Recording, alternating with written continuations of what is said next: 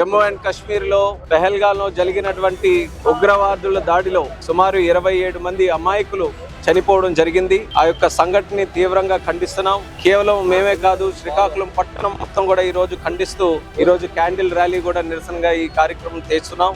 అలాగే భారతీయులందరూ కూడా ఐకమత్యంగా ఇటువంటి చర్యను అందరూ కూడా ఖండిస్తున్నారు. పిరికి పంద చర్య, అమాయకుల పైన దాడి చేయడం, ఉగ్రవాదానికి భారతదేశంలో కూడా చోటు లేదు. అదే విషయం మీద మన ప్రధానమంత్రి నరేంద్ర మోదీ గారు అనేక సందర్భాల్లో దీని మీద ఉక్కుపాదం మోపుతూ ఎన్నో కార్యక్రమాలు చేశారు. అయినప్పటికీ నిన్న జరిగినటువంటి సంఘటన ఎంతో మనసుకి కలిచివేసే విధంగా, ముఖ్యంగా మన ఆంధ్రప్రదేశ్ రాష్ట్రం నుంచి 2 వ్యక్తులు, కావలి నుంచి మధుసూదన్ గారు, విశాఖపట్నంలో నివసిస్తున్నటువంటి చంద్రమౌళి గారు, వీళ్ళిద్దరూ కూడా టూరిజం గా వెకేషన్ మీద అక్కడికి వెళ్ళడం, కుటుంబ సభ్యులందరితో కూడా వెళ్ళడం, ఈ యొక్క సంఘటనలో చిక్కుకొని ప్రాణాలు కోల్పోవడం అనేది చాలా బాధ కలిగించేటటువంటి విషయం.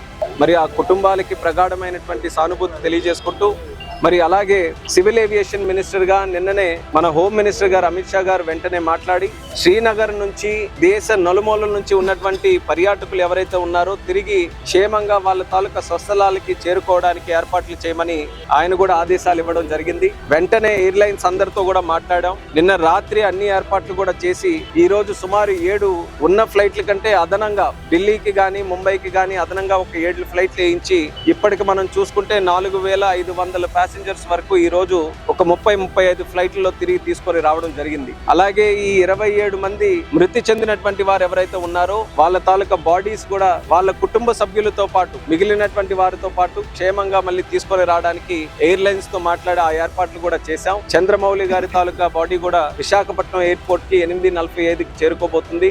రిసీవ్ చేసుకోవడానికి రాష్ట్ర ముఖ్యమంత్రి వర్యులు చంద్రబాబు నాయుడు గారు కూడా విశాఖపట్నం ఎయిర్పోర్ట్ కు వచ్చి మరి ఆ కార్యక్రమంలో పాల్గొబోతున్నారు. మరి అలాగే కావలికి కూడా ఆ బాడీ చేరుకోబోతుంది. ఈ రోజు మిగిలినటువంటి అన్నిటికీ కూడా ఏర్పాట్లు చేశాం. అలాగే శ్రీనగర్ నుంచి ప్రయాణికులు ఎవరైతే తిరిగి రావాలనుకుంటున్నారో వాళ్ళు ఫ్లైట్లు మార్గంలో వస్తే అనవసరంగా ఫ్లైట్ తాలూకా ఛార్జీలు పెంచకుండా ఉంచడానికి కూడా ఎయిర్లైన్స్ తో మాట్లాడి చర్యలు కూడా తీసుకున్నాం. శ్రీనగర్ ఎయిర్పోర్ట్ లో కూడా అక్కడ ఉన్నటువంటి ఎయిర్పోర్ట్ అథారిటీ ఆఫ్ ఇండియా అధికారులతో మాట్లాడి అదనంగా ఏర్పాట్లు, ఫుడ్ గానీ, వాటర్ గానీ, వాళ్ళకి ఎటువంటి సహాయ సహకారాలు కావాలన్నా అక్కడ అన్ని రకాలుగా కూడా ప్యాసింజర్స్ కి చూసుకునే విధంగా కార్యక్రమాలు కూడా అక్కడ ఏర్పాటు చేయడం జరిగింది. వీలైనంత వరకు సివిల్ ఏవియేషన్ మినిస్ట్రీ నుంచి ఏ సహాయక కార్యక్రమాలు కావాలో ఎక్కడ లోటుపాట్లు లేకుండా ఎయిర్లైన్స్ తాలూకా సహకారం తీసుకుంటూ, ఎయిర్పోర్ట్స్ తాలూకా సహకారం తీసుకుంటూ, అలాగే రాష్ట్ర ప్రభుత్వాలు, ముఖ్యంగా జమ్మూ అండ్ కాశ్మీర్ రాష్ట్ర ప్రభుత్వం అందరి తాలూకా సహకారం తీసుకుంటూ కార్యక్రమాలన్నీ కూడా చేస్తున్నాం. అయితే నిన్న నరేంద్ర మోదీ గారు కూడా దీని మీద స్పష్టంగా ట్వీట్ చేయడం జరిగింది.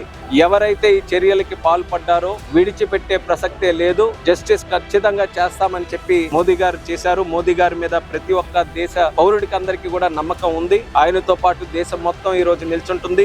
ఏ కారణంతో ఇలాంటి సంఘటన చేసినా ఈ రోజు భారతదేశం అంతా కూడా మరింత యూనిటీగా దీన్ని వ్యతిరేకించడానికి, దీని మీద పోరాటం చేయడానికి అందరం కూడా కలిసికట్టుగా నిలబడుతున్నాం. మరి రాబోతున్న రోజుల్లో దీనికి పాల్పడినటువంటి వారు తగిన మూల్యం చెల్లించబోతున్నారనేది కూడా ఈ సందర్భంగా తెలియజేస్తున్నాం.